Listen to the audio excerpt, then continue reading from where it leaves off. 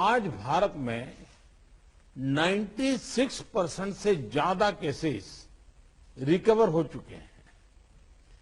Fatality rate में भी भारत दुनिया के उन देशों की लिस्ट में है जहां ये रेट सबसे कम है। देश और दुनिया में कोरोना की स्थिति को सामने रखते हुए जो प्रेजेंटेशन यहां दिया गया, उससे भी कई अहम पहलू हमारे सामने आए हैं। दुनिया के अधिकांश कोरोना प्रभावित देश ऐसे हैं जिन्हें कोरोना की कई वेव्स का सामना करना पड़ा है। हमारे देश में भी कुछ राज्यों में केसेस कम होने के बाद अचानक से वृद्धि होने लगी है। आप सभी इन पर ध्यान दे रहे हैं, लेकिन फिर भी कुछ राज्यों का उल्लेख हुआ है, जैसे महाराष्ट्र है, पंजाब है, और आप मुख्यमंत्रियों ने भी चिंता व्यक्त की है, सिर्फ मैं कह रहा हूं ऐसा नहीं है। और विशेष चिंता की आप कर भी रहे हैं और करने की जरूरत भी है। हम ये भी देख रहे हैं कि महाराष्ट्र और एमपी में टेस्ट पॉजिटिविटी रेट बहुत ज्यादा है और केसों की संख्या भी बढ़ रही है, बहुत आ रहे हैं। इस बारे में कई ऐसे इलाकों, ऐसे जिलों में भी ये वृद्धि देखने को मिल रही है जो अभी तक खुद को बचाए हुए थे, सेफ जोन थे एक प्रकार से। अब वहां पर हमें कुछ चीजें नजर आ रही हैं। देश के 70 जिलों में तो पिछले कुछ हफ्तों में यह वृद्धि 150% से भी ज्यादा है, 150% से ज्यादा। अगर हम इस बढ़ती हुई महामारी को यही नहीं रोकेंगे तो देशव्यापी आउटब्रेक की स्थिति बन सकती है।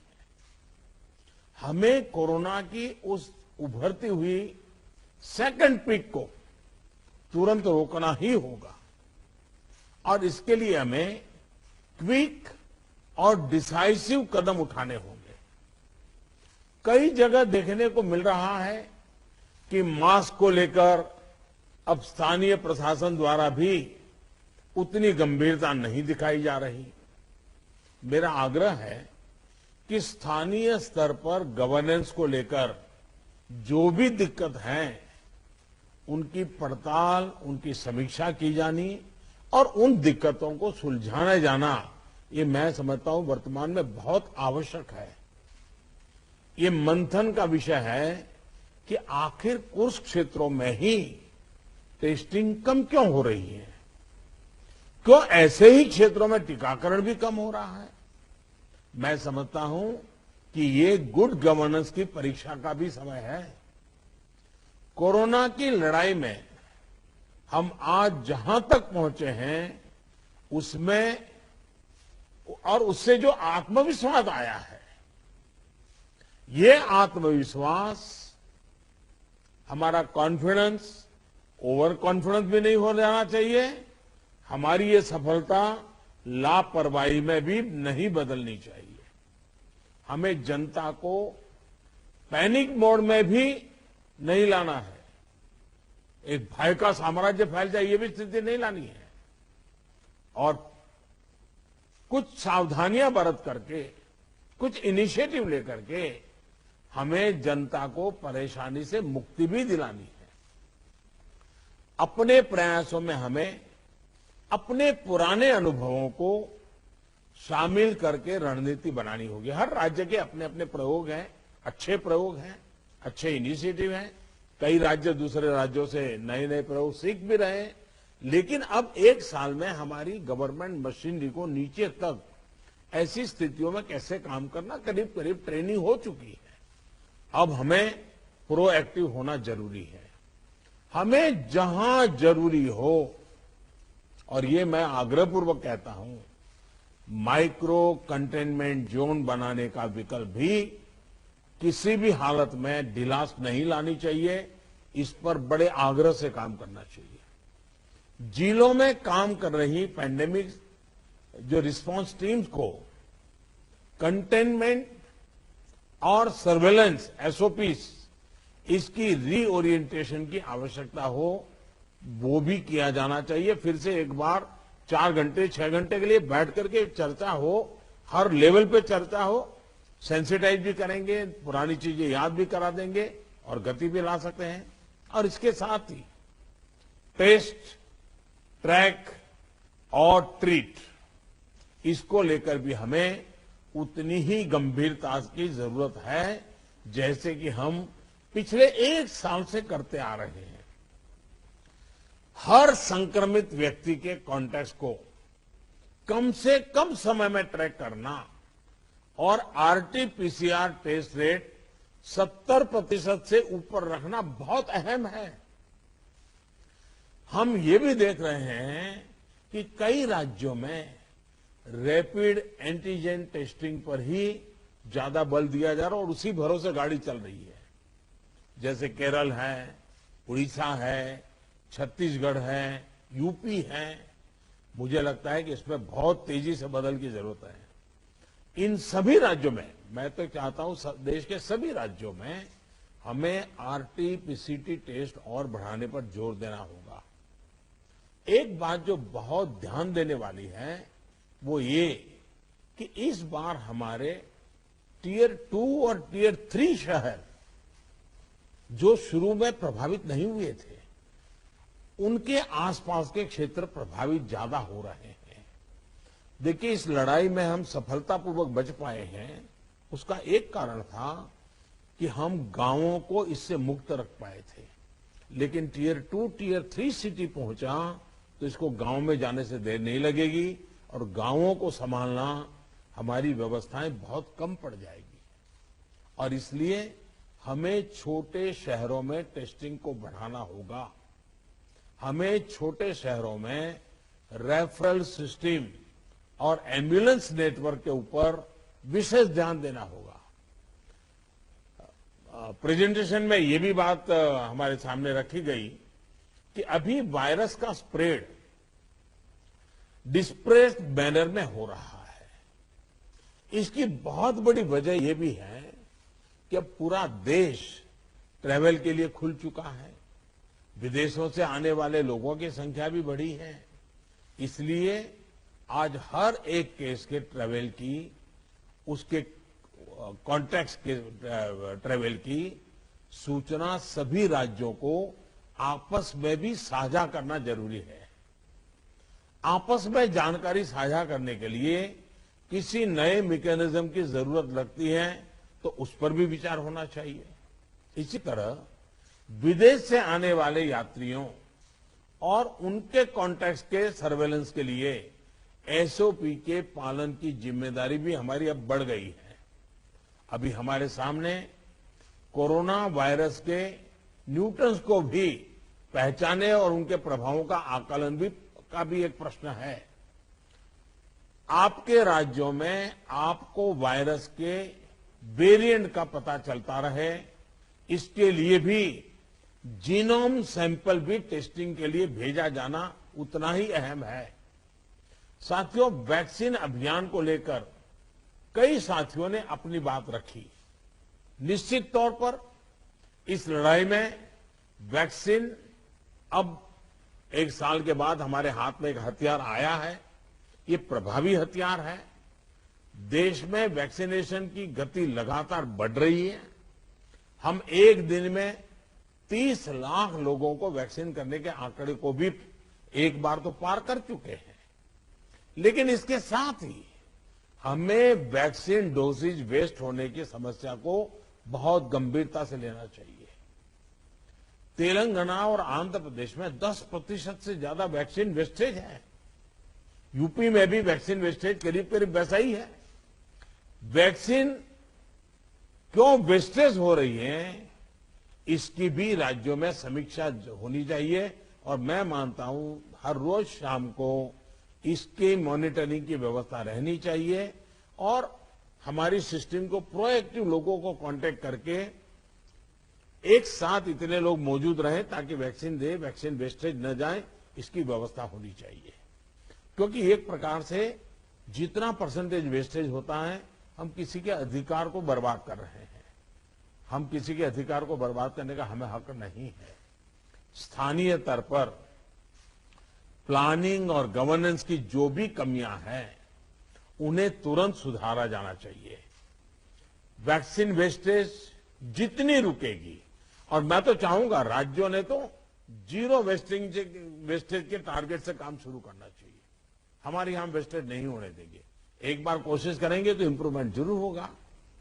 उतने ही ज्यादा हेल्थ वर्कर्स, फ्रंटलाइन वर्कर्स और दूसरे एलिजिबल लोगों को वैक्सीन की दोनों डोज पहुंचाने के हमारे प्रयास सफल होंगे। मुझे विश्वास है कि हमारे इन सामूहिक प्रयासों और रणनीतियों का अमल जल्दी ही हमें दिखाई देगा और उसका परिणाम भी नजर आएगा। अंत में मैं कुछ बिंदु फिर एक बार दोहराना चाहता हूं ताकि हम सभी इन विषयों पर ध्यान देते हुए आगे बढ़े। एक मंत्र जो हमें लगातार हम सबको कहना होगा, दवाई भी और कड़ाई भी। देखिए, दवाई मतलब बीमारी चली गई ऐसा नहीं। मान लीजिए किसी को जुकाम हुआ है, उसने दवाई ले ली, सब ली, लेकिन इसका मतलब ये नहीं है कि उसको ठंडी जगह पे बिना सुरक्षा के ऊनी कपड़े वगैरह पहने बिना वो चला जाए, बारिश में कहीं भीगने के लिए चला जाए। भाई ठीक है, तुमने दवाई ली है, लेकिन तुम्हें बाकी संभालना तो पड़ेगा ही पड़ेगा। ये हर हेल्थ का नियम है जी। ये कोई इस बीमारी के लिए नहीं है, ये हर बीमारी के लिए है जी। अगर हमें टाइफाइड हुआ, दवाई हो गई, सब हो गई, फिर भी डॉक्टर कहते हैं वे इन चीजों को नहीं खाना। ये वैसा ही है। और इसलिए मैं समझता हूं इतनी सामान्य बात लोगों को समझानी चाहिए। और इसलिए दवाई भी और कड़ाई भी, इस विषय में हम बार बार लोगों को आग्रह करें। दूसरा जो विषय मैंने कहा, आरटीपीसीआर टेस्ट को स्केल अप करना बहुत आवश्यक है ताकि नए केसेस की पहचान तुरंत हो सके। स्थानीय प्रशासन को माइक्रो कंटेनमेंट जोन बनाने की दिशा में हमें आग्रह करना चाहिए। वो वहीं पर काम तेजी से करें, हम बहुत तेजी से रोक पाएंगे ताकि संक्रमण का दायरा फैलने से रोकने में वो मदद करेगा। वैक्सीन लगाने वाले केंद्रों की संख्या बढ़ाने की आवश्यकता है। वो प्राइवेट हो, सरकारी हो, जितना, जैसा आपने मैप देखा होगा, वो आपके लिए भी राज्यवार भी बनाया। वो शुरू में जो ग्रीन डॉट वाला बताया था, और देखने से ही पता चलता है बहुत सारे इलाके हैं कि जहां लाइट ग्रीन लग रहा है, मतलब कि हमारे वैक्सीनेशन सेंटर उतने नहीं है और या तो एक्टिव नहीं है। देखिए, टेक्नोलॉजी हमारी बहुत मदद कर रही है। हम बहुत आसानी से डे टू डे चीजों को ऑर्गेनाइज कर सकते हैं। इसका हमें फायदा तो लेना है, लेकिन उसमें उसके आधार पर हमें इंप्रूवमेंट करना है। हमारे जितने सेंटर्स प्रोएक्टिव होंगे, मिशन मोड में काम करेंगे, वेस्टेज भी कम होगा, संख्या भी बढ़ेगी और एक विश्वास तुरंत बढ़ेगा। मैं चाहता हूं कि इसको बल दिया जाए।